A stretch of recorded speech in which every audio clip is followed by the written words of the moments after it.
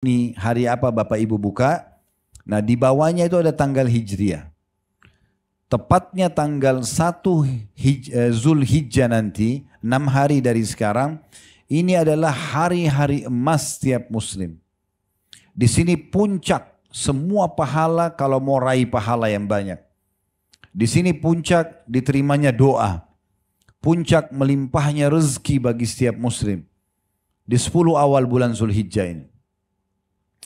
Kita coba jelaskan beranjak daripada hadis yang sahih. Kata Nabi Muhammad SAW tentang 10 hari pertama bulan Zulhijjah ya.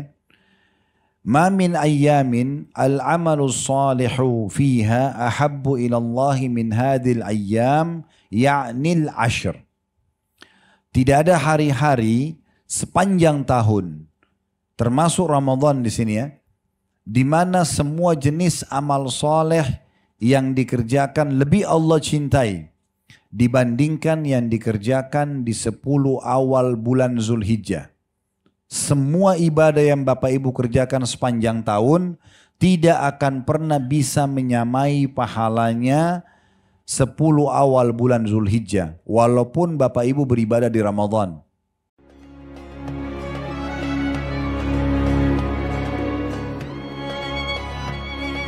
Assalamualaikum warahmatullahi wabarakatuh.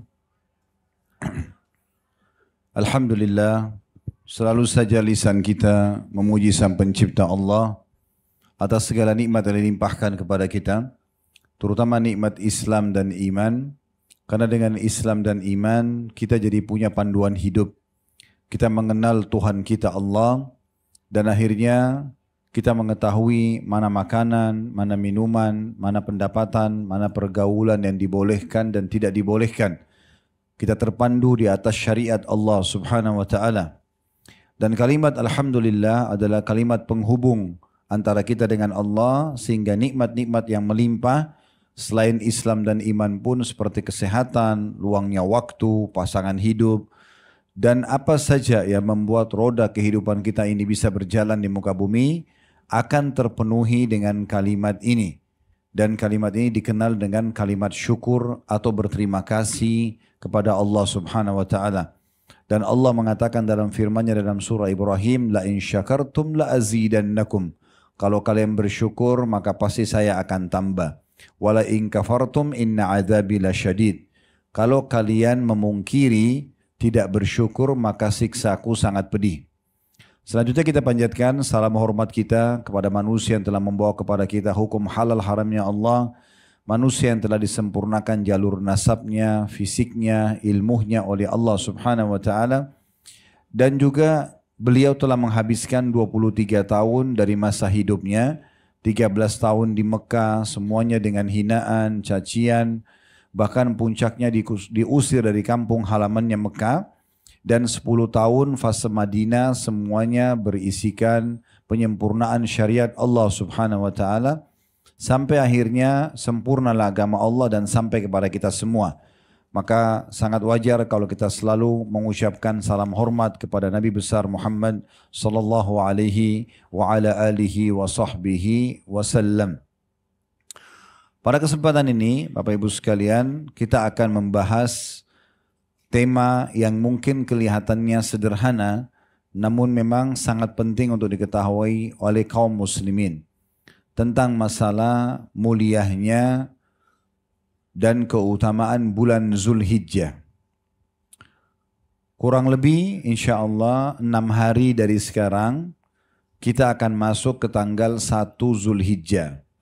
Akan kita paparkan panjang lebar apa yang kira-kira Bapak Ibu bisa dapatkan di 10 awal bulan Zulhijjah itu. Dan kenapa dia harus menjadi sebuah tema khusus yang dibahas. Kita akan mulai dulu Bapak Ibu sekalian dengan membahas surah At-Taubah, surah nomor 9 ayat 36. Jadi kalau ibu-ibu dan bapak sekalian punya aplikasi Al-Quran di handphonenya bisa dibuka surah nomor 9 ayatnya 36. Saya akan baca karena ini pondasi bahasan kita. Bunyinya, Inna iddatash syuhuri indallahi ithna asyara syahran fi kitabillah yawma khalaqas samawati wal arda minha arba'atun hurum dzalika ad-dinul qayyim fala tadhlimu fihinna anfusakum wa qatilul musyrikina kaffatan kama yuqatilunakum kaffa wa'lamu annallaha ma'al muttaqin. Terjemahannya, sesungguhnya bilangan bulan-bulan di sisi Allah ada 12. Nah 12 ini bukan bulan-bulan Masehi yang Bapak Ibu tahu. Bukan dari Januari ke Desember, tapi bulan-bulan Hijriah. Muharram bulan 1, Safar bulan 2, Rabiul Awal bulan 3, Rabiul Tsani bulan 4, Jumadil Ula bulan 5, Jumadil Tsaniyah bulan 6, Rajab bulan 7, Sya'ban bulan 8, Ramadan bulan 9, kemudian Syawal bulan ke-10, Zulqa'dah bulan ke-11. Nah sekarang kita ini berada di tanggal 24 Zulqa'dah. Kita di bulan 11 dan bulan ke-12-nya Zulhijjah. Ini yang Allah bilang, sesungguhnya bilangan bulan di sisi Allah ada 12, maksudnya bulan-bulan Hijriah. Dalam ketetapan Allah, artinya sudah lama Allah tentukan itu sebagai perhitungan manusia semenjak diciptakannya langit dan bumi. Dan di antara 12 itu ada 4 bulan yang dimuliakan. Biasanya kita mungkin dengar dari para ustadz kita, dari para kiai kita, semoga Allah jaga mereka istiqamah di atas ilmu dan iman. Mereka seringkali menyebutkan motivasi agar umat Islam sibuk beribadah di bulan Ramadan. Itu betul. Ramadan semua berlumba-lumba membuka puasakan orang. Orang berpuasa, sholat tarawih, baca Quran, umrah dan segala macam ibadah dikerjakan. Tapi sayangnya sangat sedikit yang coba menjelaskan ternyata selain Ramadan ada 4 bulan lain yang juga tidak kalah kedudukannya dengan Ramadan. Inilah yang Allah sebutkan di sini. Ada 12 bulan Allah bilang dalam surah At-Taubah 36 ini semenjak diciptakannya langit dan bumi. Sudah saya sebutkan tadi 12 bulan itu dan Allah bilang di antaranya ada 4 bulan yang dimuliakan. Makna dimuliakan, kata Imam Qurtubi dalam tafsir beliau rahimahullah, artinya semua amal-amal soleh yang dikerjakan di 4 bulan ini akan dilipat gandakan pahalanya dan semua dosa-dosa juga akan dilipat gandakan hukumannya. Itulah makna bulan dimuliakan. 4 bulan ini adalah bulan Rajab, bulan ke-7 ya, dari bulan Hijriyah. Kemudian ada 3 bulan berurutan. Zulqa'dah, sekarang kita berada di tanggal 24 Zulqa'dah. Kemudian Zulhijjah, bulan depan, sepekan lagi kita akan masuk insya Allah. Kemudian Muharram. Berarti sekarang ini kita sedang berada di salah satu dari 4 bulan yang dimuliakan. Bahkan kita berada di bulan Zulqa'dah yang setelahnya juga masih masuk bulan yang dimuliakan Zulhijjah. Setelahnya juga masih masuk bulan dimuliakan yaitu Muharram. Makna dimuliakan sekali lagi, semua ibadah yang Bapak Ibu kerjakan di sini akan dilipat gandakan pahalanya. Dan begitu juga kalau ada dosa dilipat gandakan hukumannya. Maka karena itu penting sekali setiap muslim mengetahui tentang bulan-bulan ini. Lalu Allah bilang, lanjutan terjemahan ayatnya, itulah ajaran agama yang lurus. Maka jangan pernah kalian menzalimi diri kalian di 4 bulan itu. Makna menzalimi jangan buat dosa. Karena kalau buat dosa lebih berat hukumannya daripada bulan-bulan yang lain. Sebagaimana kalau buat ibadah lebih baik dan lebih besar pahalanya juga. Dan Allah mengatakan dan perangilah kaum musyrikin itu semuanya sebagaimana mereka memerangi kalian. Ketahuilah bahwasanya Allah bersama dengan orang-orang yang bertakwa. Orang-orang yang bertakwa. Baik Bapak Ibu sekalian, kita akan coba fokus untuk menjelaskan bulan atau 3 bulan ya tepatnya. Zulqa'dah ini yang kita ada sekarang, Zulhijjah nanti yang bulan depan, dan ini lebih banyak bahasan nanti, dan juga bulan Muharram. Bulan Rajab, karena sudah lewat, sekarang kita bahas yang akan kita lalui atau sedang kita lalui. Yang pertama yang harus digarisbawahi Bapak Ibu sekalian, bahwasanya bulan Zulqa'dah dan 10 awal bulan Zulhijjah masuk dalam bulan-bulan haji. Masuk dalam bulan-bulan haji. Artinya kalau ada di antara Bapak Ibu kebetulan lagi di Mekah, di hari-hari sekarang ini dia umroh dan dia niatkan umroh haji tamattu, haji yang digabungkan antara umroh sama haji, maka berarti dia sudah terhitung sedang melaksanakan ibadah haji. Karena masuk dalam bulan-bulan haji. Walaupun haji itu fokusnya tanggal 8 Zulhijjah sampai 13 Zulhijjah.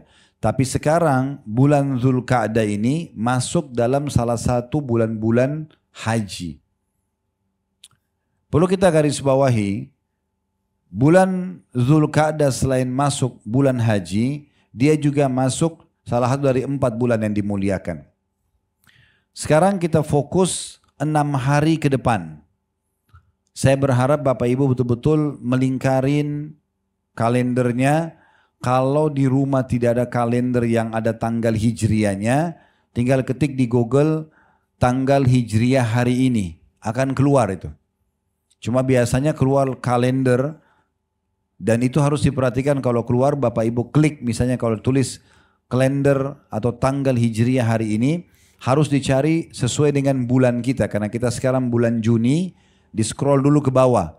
Biasanya keluar Januari dulu, kemudian Februari dan seterusnya. Scroll sampai dapat sampai dapat Juni, kemudian baru cari tanggal Juni hari apa Bapak Ibu buka. Nah di bawahnya itu ada tanggal hijriah.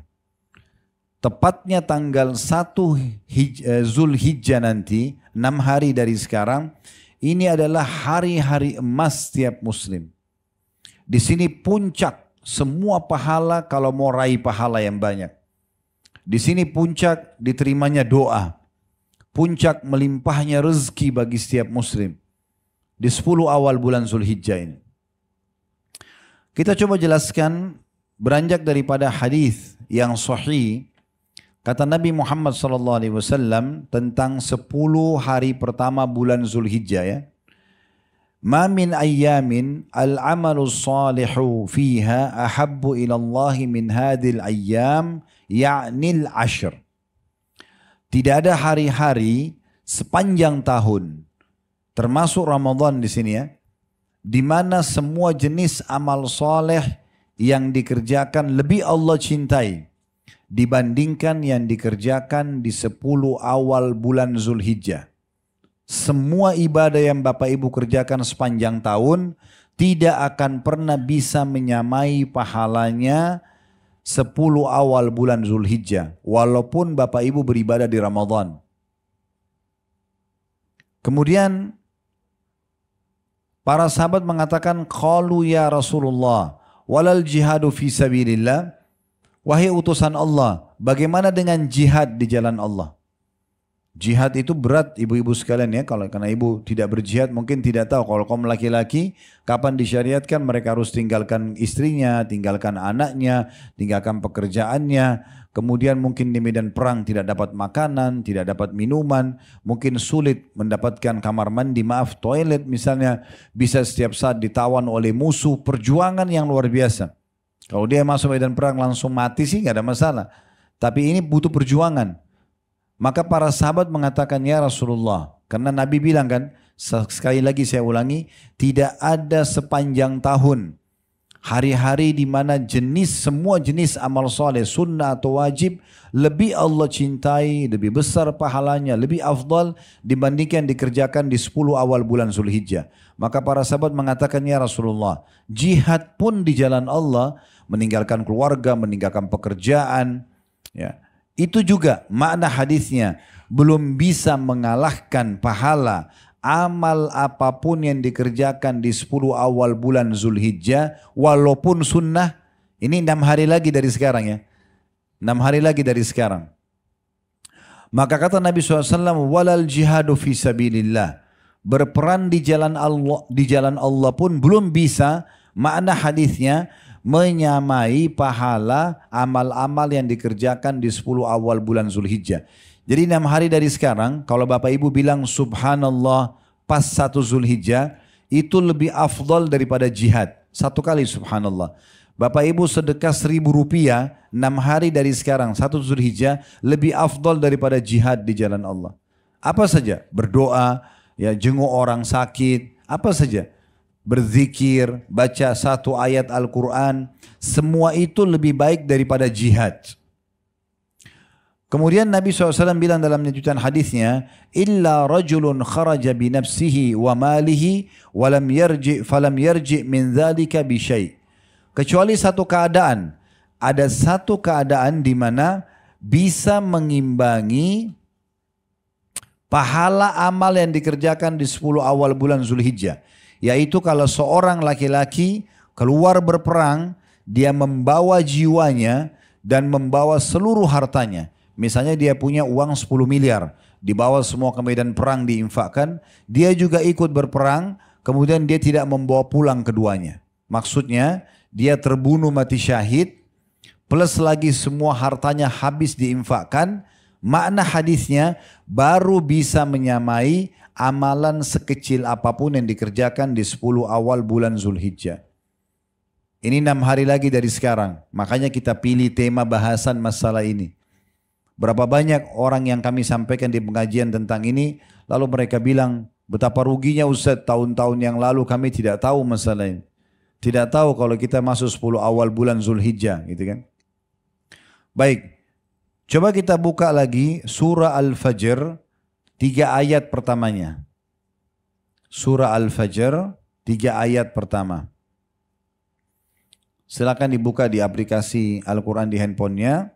Sekali lagi surah Al-Fajr ayat 1 sampai ayat 3. Bunyinya saya bacakan, wal fajri walayalin ashr wasyaf'i wal watr. Artinya demi waktu subuh dan 10 malam berturut-turut sebelum subuh itu. Dan hari ke-8 juga hari ke-9-nya. Sudah dilihat? Sudah lihat ya? Jadi saya jelaskan, kata para ulama, yang dimaksud dengan demi subuh di sini, banyak khilaf di antara ulama, tapi pendapat yang paling kuat adalah subuh hari raya Idul Adha. 10 Zulhijjah.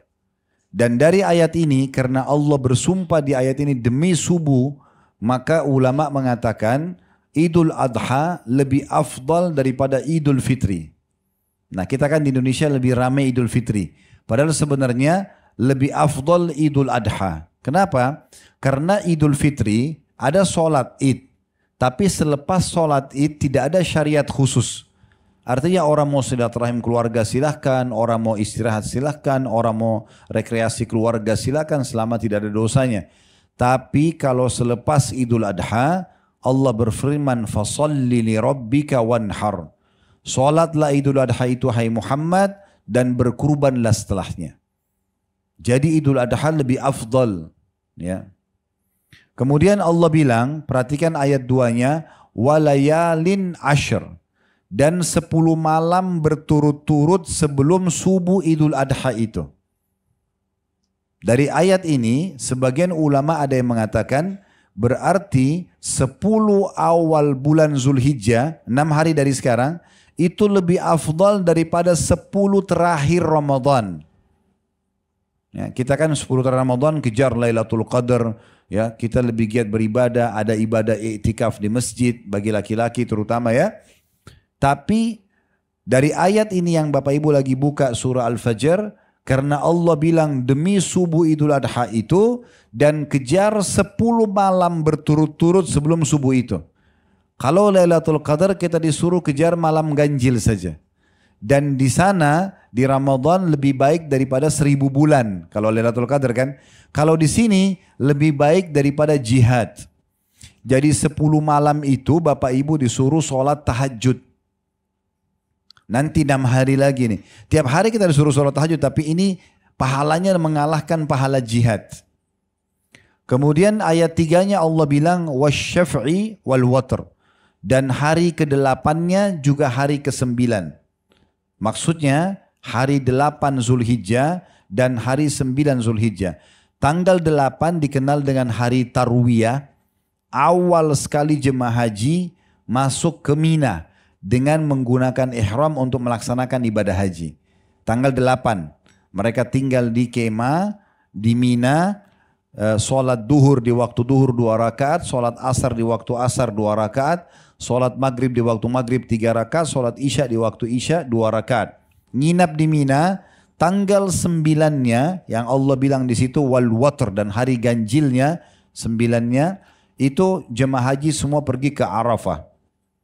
Masuk di padang Arafah, dari mulai menjelang duhur, mereka sholat duhur asar jamak takdim qasran. Di jamak duhur sama asar, di qasar dipangkas 4 rakaat jadi 2-2, dan ditakdim dimajukan di waktu duhur.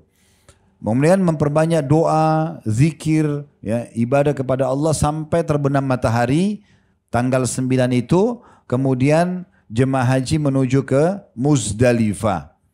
Mereka sholat jamak takhir, maghrib dan isya di jamak, kemudian ditakhirkan, diterlambatkan di waktu isya, dan isyanya di qasr, dipangkas 4 rakaat jadi 2, maghrib tetap 3. Setelah itu mereka mabit atau nginap di Muzdalifah. Besoknya tanggal 10 Zulhijjah hari raya Idul Adha, jemaah haji mengerjakan 3 hal. Yang pertama jumrah Aqabah, melontar. Biasa di Indonesia bilang lontar setan, tapi kita tidak namakan lontar setan karena tidak ada setannya di situ. Itu simbolik saja. Setan dulu ada menggoda di situ. Nabi Ibrahim alaihissalam pada saat mimpi melihat menyembelih anaknya Ismail, sebab disyariatkannya kurban Idul Adha, hari raya kurban itu. Nah, mimpinya Nabi Ibrahim ini dan mimpi semua nabi-nabi adalah wahyu. Beliau mimpi menyembelih. Nah, di titik yang kita jumrah pada saat haji melontar batu kerikil kecil, itu karena menjalankan perintah Allah untuk mengendang kisah itu. Nabi Ibrahim alaihissalam waktu mau pergi menyembelih Nabi Ismail, sempat iblis datang menjelma untuk menggoda, dilempar dengan batu.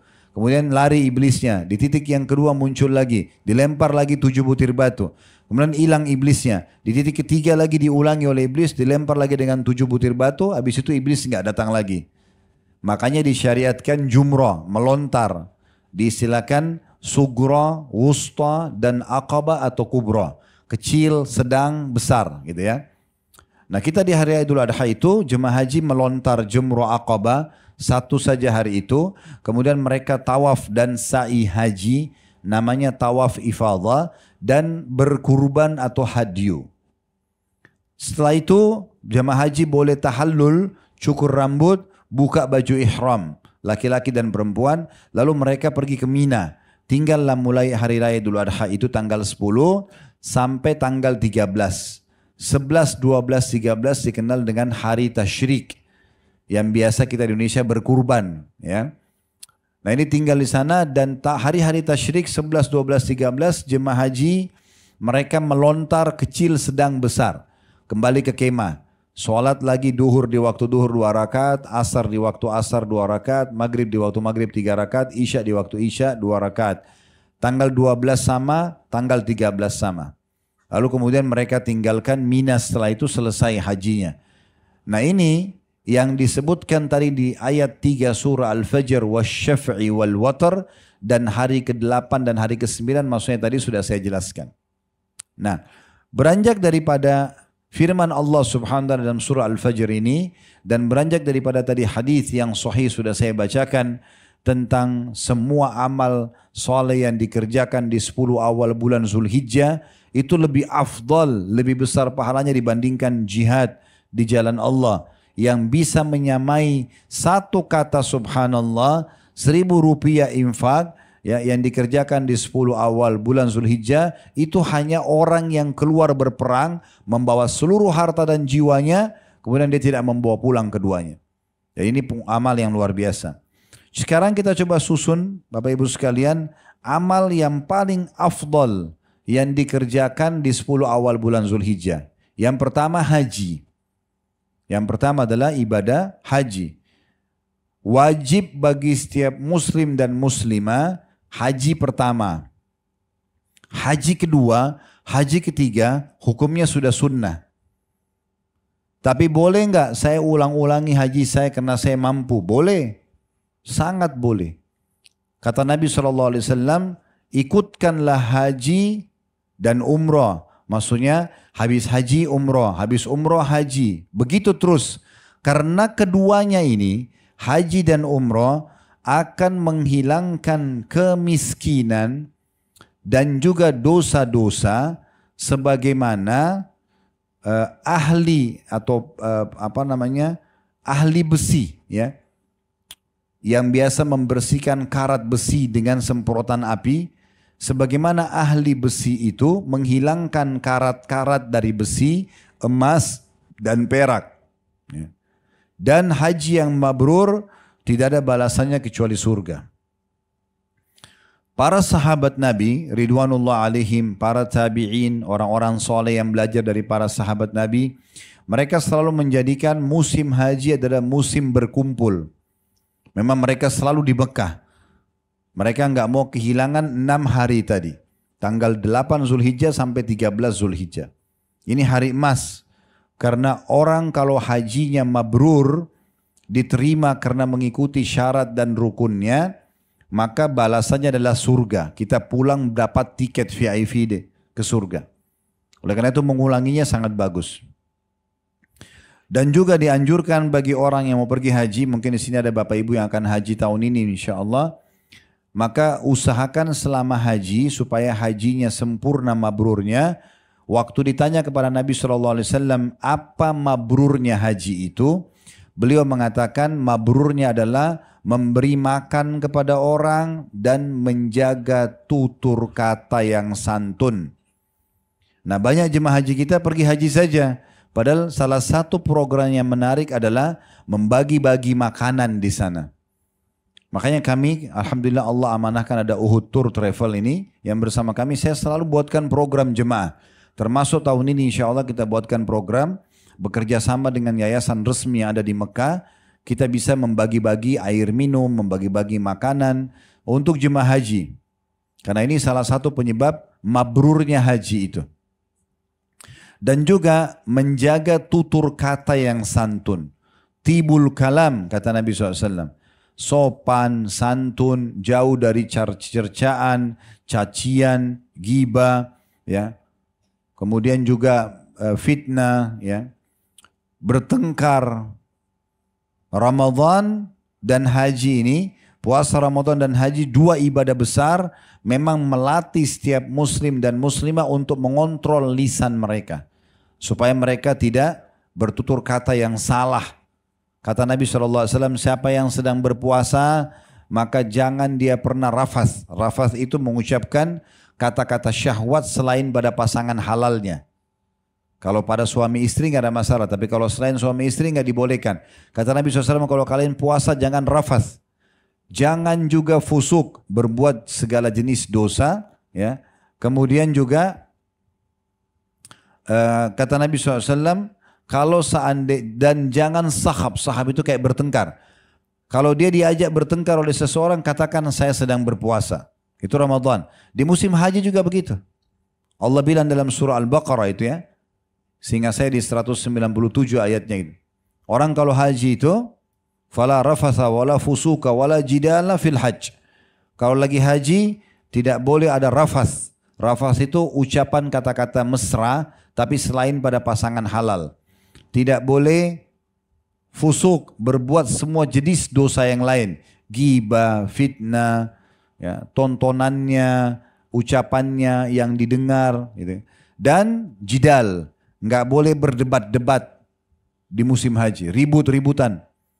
Dalam sebuah hadis yang lain kata Nabi SAW, siapa yang haji Tidak rafas, tidak mengucapkan kata-kata mesra kepada selain pasangan halal, dan tidak juga fusuk, berbuat semua jenis dosa atau kriminal, maka dia akan pulang dari hajinya seperti baru dilahirkan oleh ibunya. Jadi bersih dari dosa. Oleh karena itu, Bapak Ibu yang Allah berikan kelebihan rezeki, dan insya Allah saya lihat di sini, masya Allah mungkin orang-orang mampu, silakan Anda kerjakan ibadah haji ini, rutinkan saja. Ya. Begitu juga dengan umroh. Saya sudah haji tahun lalu, Ustaz. Apakah saya perlu haji lagi buat diri saya atau saya hajikan buat orang lain? Haji buat diri kita sendiri. Karena yang sedang diberikan kesempatan oleh Allah adalah kita. Kerjakan lagi. Orang yang belum kena kewajiban, artinya karena dia tidak punya kemampuan, berarti tidak wajib bagi dia. Dan boleh kita menghajikan orang tua kita yang sudah meninggal. Orang tua kita yang sudah meninggal, ya. Ada istilah sekarang badal haji. Ya, kayak kami di travel buka kesempatan itu. Jadi Bapak Ibu bisa tiap tahun hajikan orang tuanya. Kedua orang tua yang sudah meninggal. Baik tiap tahun tinggal bayar ke travel, nanti ditunjuk mahasiswa di sana, lakukan haji tersebut. Dia akan foto dan buat cuplikan pada saat niat di Miqat, pada saat lagi di Mina, di Arafah, di Muzdalifah. Setelah itu nanti akan ada sertifikat, kan begitu. Kita bisa dapat pahalanya. Begitu juga dengan umroh. Tapi selama Allah masih kasih kesempatan kita, maka jangan sia-siakan, kita yang mengerjakan. Ulang-ulangi aja. Saya tahu satu pengusaha di Jakarta ini, Masya Allah rezekinya Allah buka melimpah sekali. Setiap 1 bulan ini, setiap bulan dia sama istrinya sepakat 3 pekan di Jakarta, 1 pekan di Saudi, di Mekah. Jadi 3 pekan dipakai untuk aktivitas di Indonesia, 1 pekan pasti dia sana. Seperti lagi absen dengan Tuhannya. Duduk aja di Masjid Haram berdoa, sholat, ya umrah, ziarah kuburan Nabi SAW, pulang 1 minggu. 6 hari, 5 hari, pulang. Tiap bulan begitu.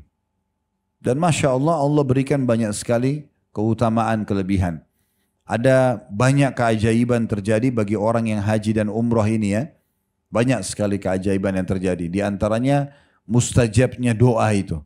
Karena kata Nabi SAW, sesungguhnya orang-orang yang berjihad di jalan Allah dan orang yang haji juga umrah adalah tamu-tamu Allah. Adalah tamu-tamu Allah.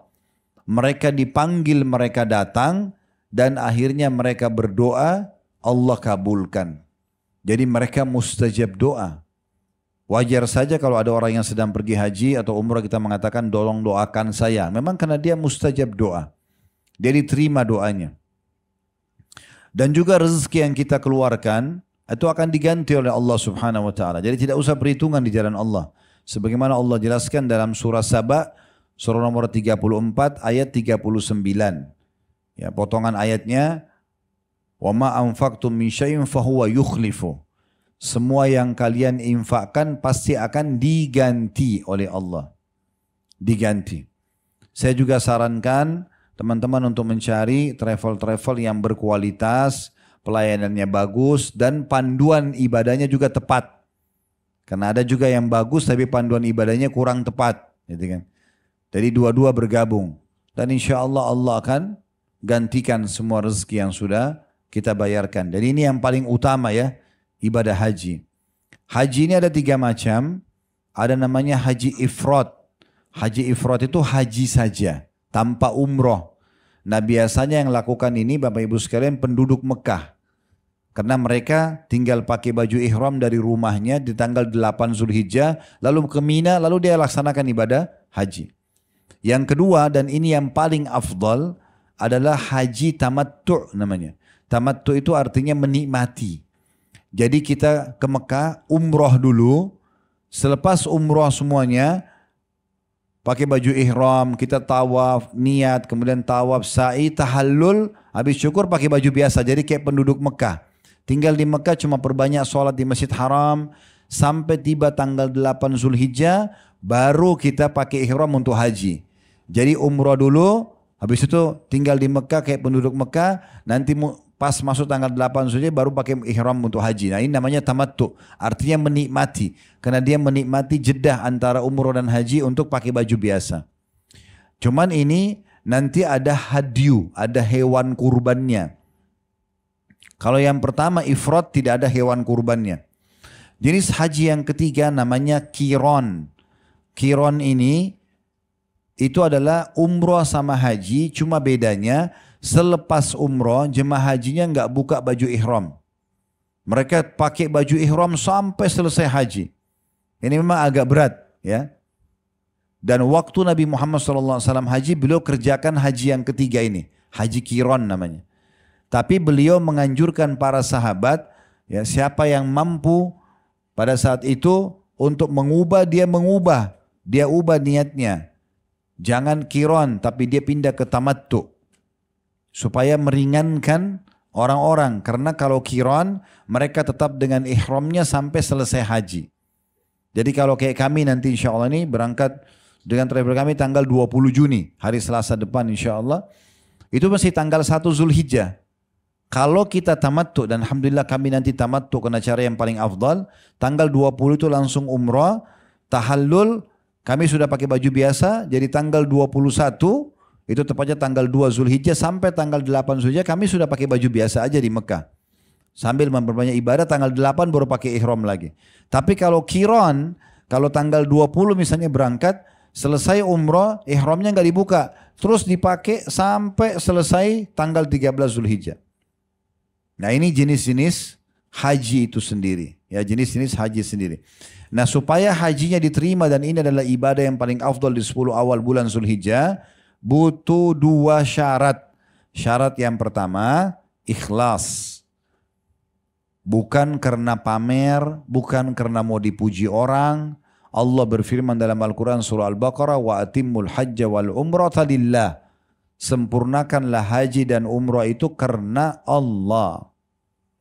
Jadi bukan hanya karena mau bangga-bangga sama teman-teman, ya, partner bisnis, jawat, atau cuma mau pamer di medsos. Enggak, memang karena kita ingin mengejar keutamaannya. Nah itu namanya ikhlas.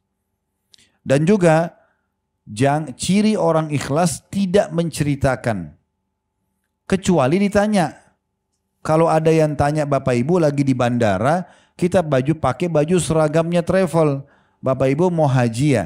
Kan tidak mungkin kita bilang enggak. Oh kalau saya jawab nanti saya ria. Nggak bisa. Kan kita lagi ditanya. Ya saya insya Allah haji tolong doakan. Sama-sama saling mendoakan. Kalau ria itu yang batal ibadahnya, tidak ada yang cerita. Tiba-tiba dia bilang, tahu nggak saya tahun ini mau haji loh. Misal, dia pamer. Nah itu mungkin bisa saja ria, ya. Syarat pertama. Syarat kedua, mutaba'ah. Artinya mengikuti Rasulullah Sallallahu Alaihi Wasallam. Karena Nabi SAW mengatakan tentang haji dan umrah, khudhu anni manasikakum. Ambillah dengan cara detail, ya, manasik dari cara yang aku sudah contohkan. Jadi betul-betul harus sesuai dengan panduan Nabi Muhammad Sallallahu Alaihi Wasallam. Bapak Ibu harus kritis, tanya gitu. Ini benar nggak? Ini begini nggak? Ini harus bagaimana? Gitu kan? Harus benar-benar. Tanya dari waktu manasik travelnya sampai juga perjalanan di sana. Setiap travel biasanya bawa ustadz, bawa kiai, maksimalkan untuk konsultasi dengan mereka. Tanya supaya kita tidak salah. Ya. Karena itu cukup banyak detailnya ya. Seperti kalau lagi pakai baju ihram, kita kan tidak boleh kalau sudah niat, sudah lewat mikot, nggak boleh pakai wangi-wangian, nggak boleh cabut bulu di badan, nggak boleh potong kuku. Ini kalau sudah niat dan lewat mikot, ya tidak boleh. Jadi jangan sampai masuk kamar mandi, maaf, misalnya saya lagi pakai ihram, masuk kamar mandi di kamar hotel Mekah, karena biasanya sebelum melaksanakan umroh kita disuruh masuk dulu kan, bersih-bersih. Jangan pakai sabun sama sampo karena ada wangi-wanginya, ya. Tisu basah juga biasanya ada wangi-wanginya. Kalau lagi ihram itu kan harus punya ilmunya supaya tidak salah gitu ya. Sebelum pakai ihram, sebelum niat, maka kita sunnah memang mandi, pakai sampo sama sabun gitu kan, potong kuku, cukur bulu ketiak, cukur bulu kemaluan ya. Dan cukur kumis bagi laki-laki pada saat dia mau ihram dan dia mau niat. Tapi kalau sudah niat, sudah lewat mikot tempat niatnya, maka ini sudah tidak boleh lagi. Harus diketahui gitu kan. Kalau ada orang bahkan interaksi biologis dengan pasangan halalnya, lagi ihram, batal hajinya. Dan dia harus sembeli unta, plus lagi dia harus ulangi tahun depan. Nah, ini kan harus ada ilmunya. Tidak boleh sembarangan. Bapak-bapak kalau lagi pakai ihram, dia cuma boleh pakai 2 lembar kain. Bawah sama atas. Nggak boleh pakai celana dalam, nggak boleh pakai kaos dalam, nggak boleh pakai kopiah di kepala, nggak boleh pakai sepatu yang menutupi mata kaki. Ini bagi laki-laki ya. Kalau ibu-ibu pakai baju lengkap, nggak ada masalah. Ya, jilbabnya tetap dipakai segala macam, bahkan pakai kaos kaki kena bagian daripada aurat. Yang kelihatan cuma telapak tangan dan wajah saja. Nah ini kan butuh ilmu dan harus mencontohi baginda Nabi SAW gitu. Jangan salah. Oleh karena itu kita harus kritis agar ibadah haji kita diterima oleh Allah Subhanahu wa ta'ala. Ini jenis ibadah yang pertama. Jenis ibadah yang kedua yang sangat dianjurkan sekali adalah sholat Idul Adhanya dan juga berkurban. Ya, sholat Idul Adha itu di tanggal 10 Zulhijjah, walaupun bagi wanita yang berhalangan, dia tidak ikut sholat, tetap dianjurkan keluar, hadir di lapangan mendengarkan khutbah. Disebutkan dalam sebuah riwayat yang sahih, Nabi Muhammad SAW memerintahkan kaum muslimin, laki-laki, perempuan, orang tua, anak-anak, bahkan wanita yang berhalangan untuk keluar ke sholat Idul Fitri dan Idul Adha. Ya, walaupun perempuan itu berhalangan, mereka duduk saja pada saat lagi jemaah muslimin lagi sholat, mereka dengarkan khutbah. Karena pentingnya untuk menghadiri sholat Id. Ya. Kemudian setelahnya berkurban. Ini ibadah yang ketiga, sholat Id yang kedua, kemudian ibadah yang ketiga adalah berkurban. Nah berkurban ini boleh domba, satu jenis sama kambing, atau sapi, atau unta. Dan lebih afdal kalau bapak ibu sendiri. Kayak misalnya kita mampu beli sapi 1 ekor sendiri, ya sendiri aja. Nggak usah dipaksakan 7 orang. Tapi kalau sapi itu mau dipartisipasi maksimal 7 orang.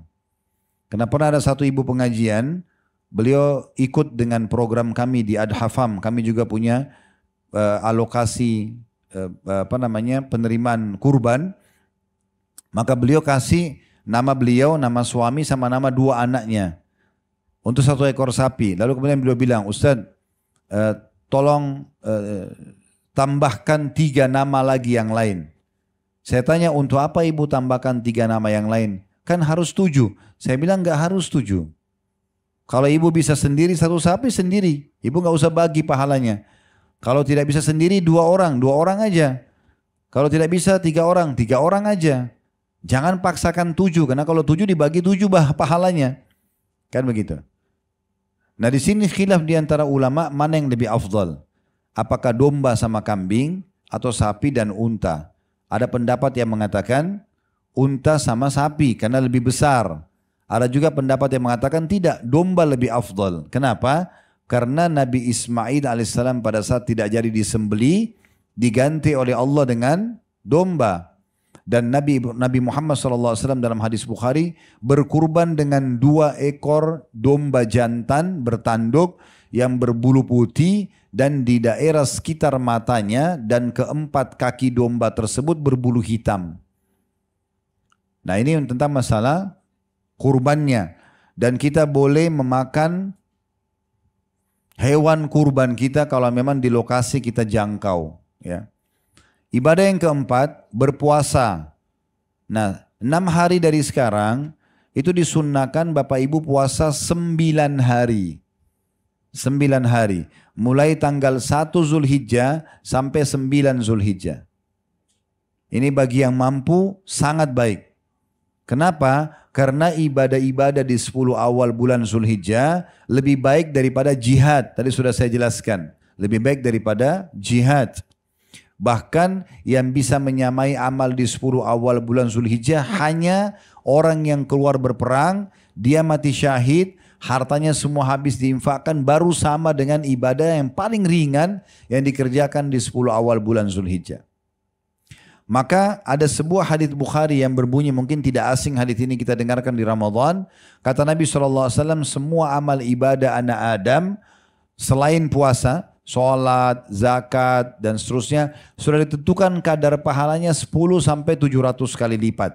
Kecuali puasa, Allah yang maha mulia dan maha tinggi berfirman, dia milikku dan aku akan membalasnya langsung karena dia meninggalkan syahwat makanannya dan syahwatnya karena aku. Jadi puasa termasuk amal yang sangat luar biasa pahalanya. Oleh karena itu dianjurkan puasa di 9 awal bulan Zulhijjah. Kenapa 9 hari Ustaz? Kata tadi Ustaz bilang 10 hari. Karena tanggal 10-nya Idul Adha, nggak boleh puasa. Kalau lagi lebaran nggak boleh puasa. Oleh karena itu puasanya cuma 9 hari. Bagi yang tidak mampu 9 hari, maka boleh 8 hari saja. Tidak mampu 7 hari saja. Tidak mampu 5 hari saja. Kalau betul-betul tidak mampu, maka jangan kehilangan puasa tanggal 9-nya. Dikenal dengan hari Arafah. Ya, hari Arafah. Pernah dengar puasa Arafah ya? Nah itu bagi orang yang sedang tidak haji, dianjurkan puasa Arafah. Tapi kalau lagi haji, Bapak Ibu nggak boleh puasa. Karena Nabi SAW tidak berpuasa pada saat lagi haji, tapi memotivasi sahabat dan muslimin yang tidak haji untuk puasa.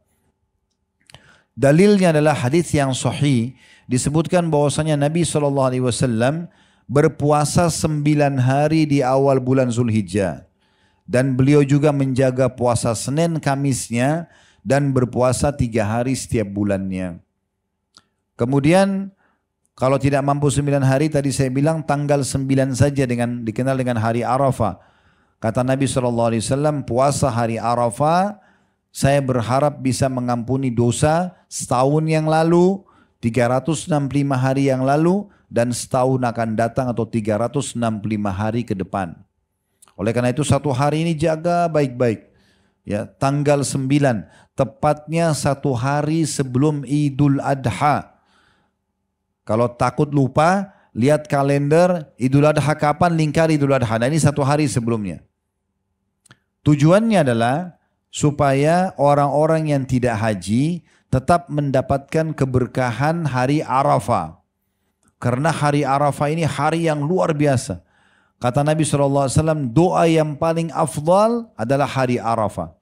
Juga dalam hadis lain kata Nabi SAW, tidak ada hari-hari yang paling banyak Allah menghapus nama hambanya dari api neraka dibandingkan hari Arafah. Bahkan jemaah haji yang hadir di Arafah dianggap sudah mengerjakan ibadah haji. Yang tidak hadir di Arafah dianggap tidak kerjakan ibadah haji. Karena kata Nabi SAW, Al-Hajju Arafah, haji itu di Arafah. Sampai hari ini Bapak Ibu sekalian, kalau ada orang dari seluruh dunia datang ke Saudi, mau haji, terus tiba-tiba sakit misalnya. Selama dia belum meninggal, di tanggal 9 Zulhijjah, pemerintah Saudi memerintahkan agar dipakaikan ihram, dibawa dengan ambulan ke Arafah. Karena dengan hadir di Arafah berarti hadir haji. Nah ini poin yang perlu kita garis bawahi. Nah, oleh karena itu, orang yang sedang tidak haji dianjurkan untuk puasa. Untuk puasa. Kemudian juga dikatakan, atau selanjutnya adalah ibadah yang kelima. Yang pertama tadi haji, kemudian yang kedua sholat Idul Adha, yang ketiga berkurban, yang keempat puasa 9 hari, kalau nggak mampu tanggal 9-nya saja. Yang kelima, memperbanyak takbir, tahlil, Allahu Akbar, la ilaha illallah. Mungkin Bapak Ibu sering dengar kalau menjelang Lebaran ya, Allahu Akbar, la ilaha illallah, Allahu Akbar, walillahil hamd. Nah ini dianjurkan untuk selalu dibaca. Ya. Disebutkan dalam sebuah riwayat yang sahih bahwasanya Ibnu Abbas radhiyallahu anhuma beliau berkata tentang firman Allah, wadhkurullaha fi ayyamin ma'lumat. Banyaklah berzikir kepada Allah di hari-hari yang telah ditentukan. Beliau mengatakan yakni al-ashr. Maksudnya 10 hari pertama bulan Zulhijjah. Dan dikatakan beliau bersama dengan Abu Hurairah radhiyallahu anhum ajmain di 10 awal bulan Zulhijjah keluar ke pasar, ya, kemudian mereka bertakbir. Begitu juga dengan di jalan-jalan, akhirnya orang-orang mendengar maka mereka semuanya ikut juga bertakbir. Baik, ada 2 jenis takbir yang dianjurkan di 10 awal bulan Zulhijjah. Ada yang namanya takbir mutlak, ada namanya takbir muqayyad. Saya ulangi, takbir mutlak dan takbir muqayyad. Apa itu? Takbir mutlak adalah takbir yang sudah ditentukan waktunya. Dan takbir muqayyad yang tidak ditentukan waktunya. Takbir mutlak ini itu adalah boleh dilakukan. Takbir mutlak itu tidak dikaitkan dengan waktu. Terbalik ya. Takbir mutlak tidak diikat dengan waktu, takbir muqayyad diikat dengan waktu. Contoh takbir mutlak adalah orang kalau di pasar, di masjid, lagi jalan, mungkin ibu-ibu lagi aktivitas di rumahnya, di 10 awal Zulhijjah mereka terus bertakbir ini. Dan dianjurkan kaum laki-laki membesarkan suara mereka. Ini namanya takbir mutlak. Takbir mutlak. Takbir yang mutlak artinya tidak ditentukan waktunya. Bisa pagi, siang, sore, malam. Ya. Sementara takbir muqayyad itu terikat dengan waktu. Ya. Yaitu dikerjakan selepas sholat 5 waktu. Takbir muqayyad ini ya, bagi orang yang tidak berhaji mulai subuh hari Arafah. Jadi tanggal 9 Zulhijjah habis sholat subuh dianjurkan selepas sholat baca Allahu Akbar la ilaha illallah wallahu akbar walillahil hamd. Mulai subuh hari Arafah atau tanggal 9 Zulhijjah. Selepas subuh sudah mulai bertakbir. Hingga terus saja kita baca habis subuh, habis duhur, habis asar, habis maghrib, habis isya. Kita baca terus setiap habis sholat, muqayyad terikat dengan waktu habis sholat. Tanggal ya 9 Zulhijjah, tanggal 10 Idul Adha juga sama. Habis subuh, habis duhur, habis asar, habis maghrib, habis isya. Sampai terakhir hari tasyrik, tanggal 13. Sampai waktu sholat isya di tanggal 13. Dari mulai tanggal 9 sampai tanggal 13 itu dibaca takbirnya. Itu orang yang sedang tidak haji. Kalau orang yang sedang haji itu lebih 1 hari. Mereka mulai takbir ya, muqayyad yang terikat dengan waktu habis sholat itu di hari nahar, di hari raya Idul Adha. Sampai terakhir hari tasyrik. Jadi orang tidak haji dahulukan 1 hari. Yang tidak haji mulai tanggal 9 sampai tanggal 13 bertakbir muqayyad terikat setiap habis sholat 5 waktu. Jumlahnya bebas, mau 1 kali, mau 3 kali, mau 5 kali, tidak ada masalah. Ya. Begitu juga dengan orang yang pergi haji, di hari Arafah mereka banyak doa, nanti hari Idul Adha baru mulai mereka takbir muqayyad. Habis sholat 5 waktu bertakbir. Kemudian juga dianjurkan ibadah setelahnya adalah memperbanyak sedekah. Memperbanyak sedekah. Dan sedekah ini banyak sekali manfaatnya. Selain mendatangkan rezeki, juga bisa menolak mara bahaya yang bisa menimpa kita. Bahkan bisa menjadi solusi dari permasalahan yang sedang kita hadapi. Kalau dalil tentang dia menjadi penyebab rezeki, tadi saya sudah sebutkan surah Saba, surah nomor 34, ayat 39. Wa ma anfaqtum min khairin fahuwa yukhlifu. Apa yang kalian infakkan di jalan kebaikan, maka dia akan ganti. Kalau solusi dari permasalahan, kata Nabi SAW, as-sadaqatu tudfi'u ghadabur rahman wa tadfa'u an mitati su'. sedekah itu akan menolak murkahnya Sang Pencipta Allah dan juga bisa menolak kematian buruk. Jadi rutin bersedekah itu bisa menyelamatkan dari su'ul khatimah.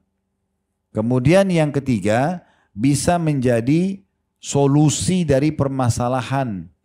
Kayak orang lagi sakit, ya, ada masalah apapun Bapak Ibu belum selesai, cari orang miskin, sedekah niat untuk selesai masalah kita. Kata Nabi SAW, dawu mardakum bis sadaqah. Obati orang yang sakit di antara kalian dengan bersedekah. Nah, kalau Bapak Ibu mau lebih jauh tentang masalah sedekah ini, bisa kita buka sejenak ya, tentang masalah firman Allah Subhanahu wa taala dalam surah Al-Baqarah. Bisa dibuka surah Al-Baqarah surah nomor 2. Saya akan bacakan, sudah dibuka. Al-Baqarah surah nomor 2 ayat 261. Masalul ladzina yunfikuna amwalan fi sabilillahi kamathali habbatin ambatat sab'a sanabila fi kulli sumbulatin mi'atu habba wallahu yudha'ifu liman yasha wallahu wasi'un alim. Perumpamaan nafkah yang dikeluarkan atau uang yang dikeluarkan oleh orang-orang yang menafkahkan harta di jalan Allah, maksudnya bersedekah, adalah serupa dengan sebutir benih. Benih yang kecil ya, yang menumbuhkan 7 bulir. Pada tiap-tiap bulir terdapat 100 biji. Artinya sedekah satu bisa menjadi 700 kali lipat. Allah melipat gandakan ganjaran bagi siapa yang Dia kehendaki dan Allah maha luas karunia lagi mengetahui. 262-nya, alladzina yunfikuna amwalan fi sabilillahi thumma la yutbi'una ma anfaqu mannan wala adhan lahum ajrum 'inda rabbihim wala khaufun 'alaihim wala hum yahzanun. Perhatikan kalau Bapak Ibu mau sedekahnya diterima, lihat syaratnya. Orang-orang yang menafkahkan hartanya di jalan Allah, kemudian mereka tidak mengiringi apa yang dinafkahkan itu dengan menyebut-nyebut pemberiannya. Tuh pesantren sana saya yang bantu tuh. Yayasan sana sudah tahu belum saya yang bantu. Ini jadi riya. Syarat diterimanya nggak boleh sebut-sebut. Udah kasih selesai antara Bapak Ibu sama Allah. Ini Allah bilang dalam Al-Baqarah 262-nya. Dan juga yang kedua, tidak menyakiti perasaan si penerima. Dilempar uangnya, marah-marahin, kamu sudah berapa kali minta sama saya. Padahal sebenarnya seorang muslim dan muslimah harus faham muamalah dia, transaksi dia sama Tuhannya Allah. Orang miskin depan kita itu hanya perantara saja. Kita kasih uangnya, dia pakai makan, selesai. Tapi nilainya kita akan dapat nanti di timbangan amal kita hari kiamat. Makanya sebagian ulama salaf dulu dari kalangan tabi'in, tabi'in, orang-orang saleh sebelum atau setelah generasi sahabat Nabi Ridwanullah alaihim, mereka itu kalau ada orang miskin yang datang dan membawa hasil sedekahnya, mereka senyum sambil mengatakan, lihatlah orang-orang ini membawa amal-amal kami ke timbangan amal kami tanpa upah sedikit pun. Kita berinfak 1 juta rupiah, 500 ribu rupiah, 1000 rupiah, 10.000 rupiah. Kalau orang miskin dia pakai makan, tapi kita akan dapat nilainya di timbangan amal nanti pada hari kiamat. Jadi tidak boleh menyebut-nyebut dan tidak boleh menyakiti perasaan si penerima. Lalu kata Allah, kalau dia begini melakukan, dia bersedekah tanpa menyebut-nyebut dan menyakiti perasaan penerima, mereka memperoleh pahala di sisi Tuhan mereka, tidak ada kekhawatiran terhadap mereka dan tidak pula mereka bersedih hati. 263-nya, qaulun ma'rufun wa maghfiratun khairun min shadaqatin yatba'uha adza wallahu ghaniyyun halim. Perkataan yang baik dan pemberian maaf lebih baik daripada sedekah yang diiringi dengan sesuatu yang menyakitkan perasaan si penerima. Allah Maha Kaya lagi Maha Penyantun. Maksudnya kalau kita tidak bisa kasih orang karena tidak mampu, kita minta maaf ya, saya belum bisa bantu. Begitu, Allah suruh begitu. Bukan malah kamu ini nggak tahu diri, ya. Minta-minta sama saya terus misalnya, nah gitu. Itu nggak boleh, Allah larang. Selanjutnya 264-nya, ya ayyuhalladzina amanu la tubtilu shadaqatikum bil manni wal adha kalladzi yunfiqu malahu ria'an nasi wa la yu'minu billahi wal yawmil akhir. Famathalu kamathali safwanin alaihi turabun fa asabahu wabilun fatarakahu salda la yaqdiruna ala syai'in mimma kasabu wallahu la yahdil qaumal kafirin. Hai orang-orang beriman, jangan kamu menghilangkan pahala sedekahmu dengan menyebut-nyebutnya, ya, dan kemudian menyakiti hati si penerima.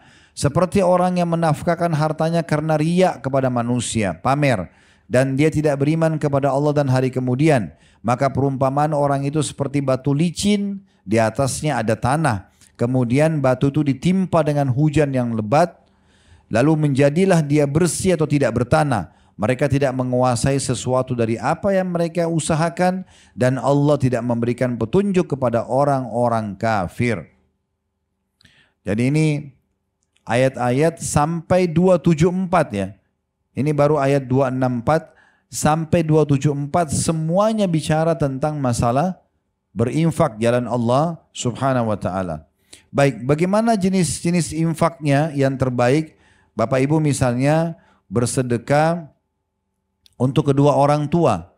Walaupun orang tua kita orang mampu misalnya, kalau masih hidup, tetap saja kita kalau memberikan kebutuhan mereka, samponya, sabunnya, kebutuhan mereka, atau kita menghadiahkan apapun, mengirimkan makanan, maka ini adalah termasuk sedekah yang paling afdal kepada kedua orang tua. Dia mendapatkan pahala sedekah dan pahala bakti sama orang tua. Kemudian kerabat secara umum,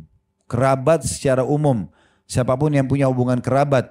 Kata seorang sahabat, dia pegang satu kantong dirham, dia mengatakan, ya Rasulullah, saya punya satu kantong dirham. Saya mau kasih 2 orang, ini ada target saya. Yang mana saya dahulukan? Dua-duanya miskin. Yang satu tidak punya hubungan kerabat. Yang satu lagi punya hubungan kerabat.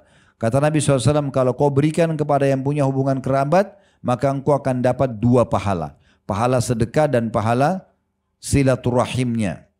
Kemudian setelah itu baru kita memberikan kepada orang-orang lain.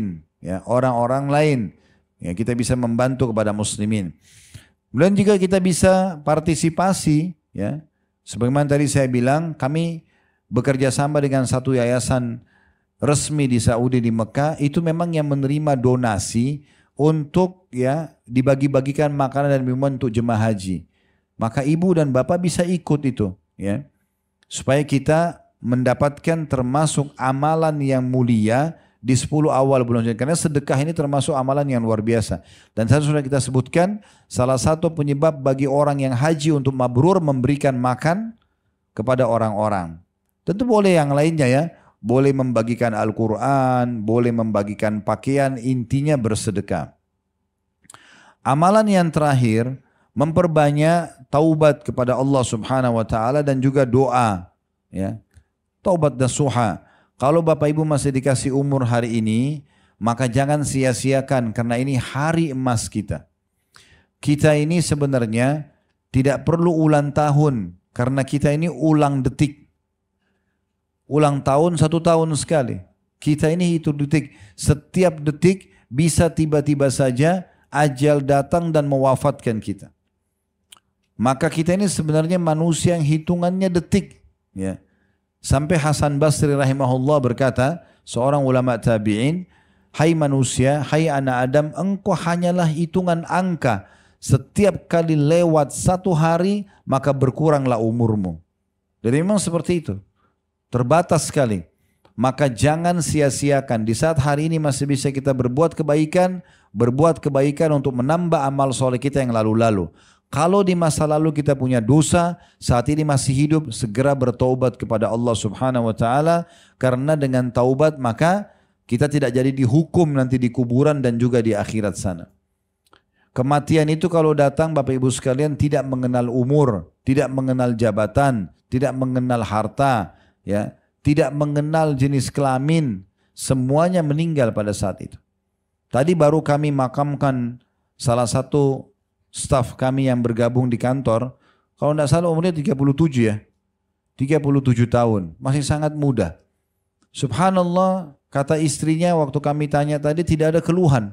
Saya tanya sendiri ada keluhan, tidak ada keluhan. Tapi pada saat dia lagi gendong bayinya yang baru lahir, sekarang bayinya baru 50 hari umurnya.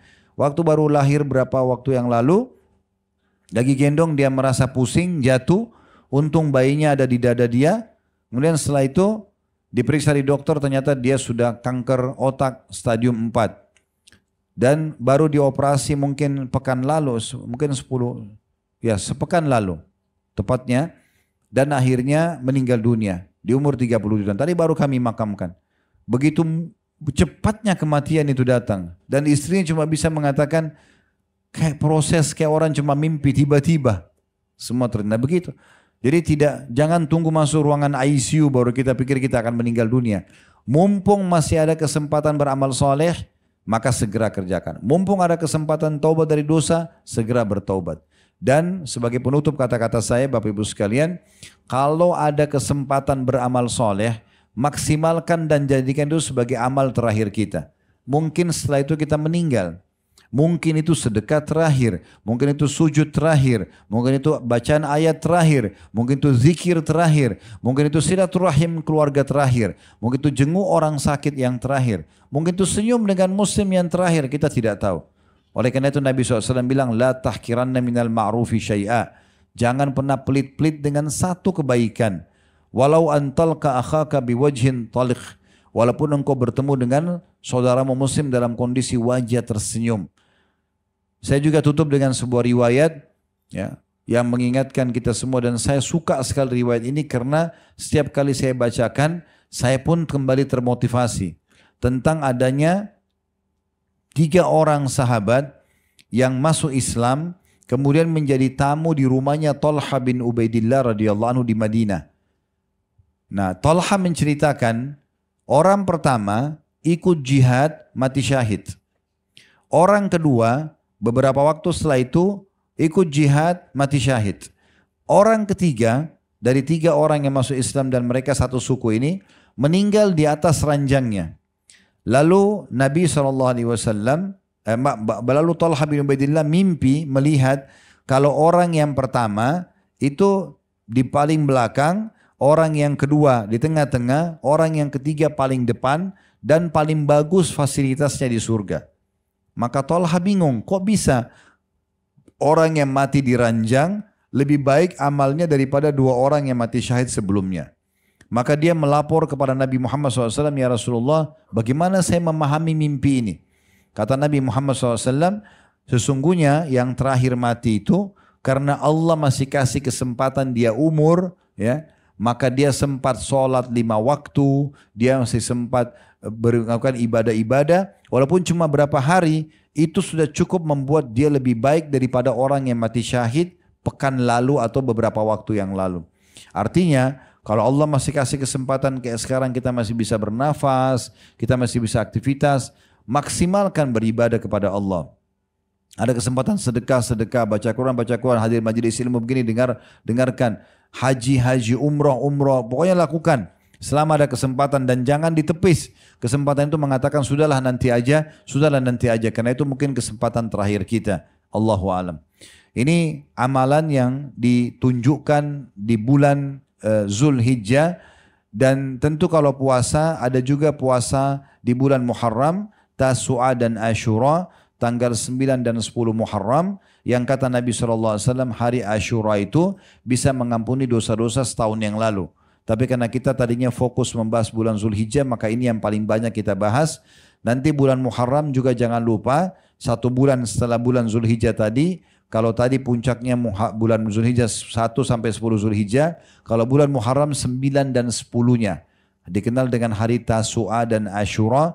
Tasu'a tanggal 9, Ashura tanggal 10. Nah, ini dianjurkan kita puasa 2 hari. Kata Nabi SAW, puasa hari Ashura mengampuni dosa setahun yang lalu. Nah, ini juga kita bisa maksimalkan meraih pahala pada saat itu. Allahu a'lam. Baik, semoga apa yang kita bahas hari ini bermanfaat buat kita semua. Dan semoga semua yang hadir offline ataupun online dipenuhi oleh Allah SWT hajat-hajatnya, dari hajat dunia dan hajat akhirat, diampuni semua dosanya, diterima semua amalnya, dipanjangkan umur di atas ketaatan, dan kita selalu doakan agar negara kita menjadi negara yang aman, tentram, damai, seluruh umat Islam di bawah naungan ukhuwah Islamiyah, dalam ibadah mereka kembali kepada Al-Quran dan Sunnah, dan semoga Allah selalu memandu para pemimpin kita agar menjalankan amanah dengan baik dan menjadikan kita masyarakat yang gotong royong untuk menjaga kemakmuran, kesatuan dan persatuan negara kita, dan semoga kita menjadi contoh bagi negara-negara yang lain, dan semoga Allah Subhanahu wa taala menyatukan kita semua di surga firdausnya tanpa hisab, semua disatukan dalam majlis ilmu yang mulia ini. Kalau ada benar dari Allah, kalau ada salah dari saya mohon dimaafkan. Subhanakallahumma bihamdika asyhadu an la ilaha illa anta astaghfiruka wa atubu ilaik. Wassalamualaikum